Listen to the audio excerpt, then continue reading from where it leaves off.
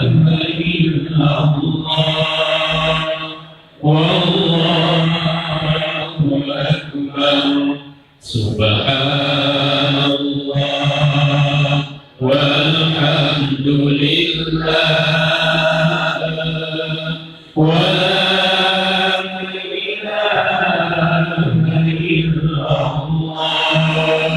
pada seluruh masyarakat Kabupaten Sinjai dalam peran sertanya mewujudkan keamanan dan ketertiban di Kabupaten Sinjai, khususnya pada saat pemilu kada 2018 yang kita lalui saat ini. Kabupaten Sinjai salah satu kabupaten yang melaksanakan pemilu kada, dan alhamdulillah Kabupaten Sinjai adalah kabupaten yang paling aman dalam pelaksanaan pilkada.